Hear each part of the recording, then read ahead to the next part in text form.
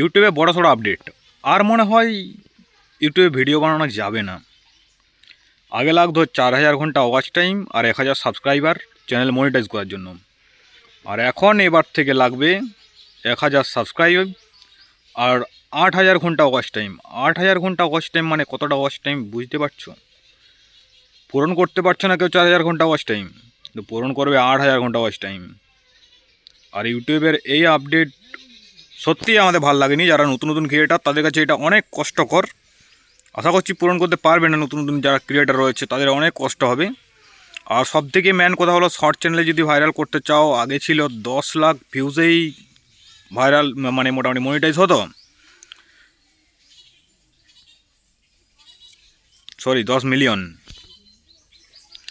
আগে 10 million ভিউজেই monetize হয়ে যেত 3 মাসে। এখন সেটা হয়েছে 20 মিলিয়ন ভিউজ চাই। মানে 20 মিলিয়ন মানে বুঝতে পারছো কতটা ভিউজ। একটা ছোট কন্টেন্ট ক্রিয়েটার 20 মিলিয়ন ভিউজ করা মানে অনেক বড়সড় ব্যাপার একটা।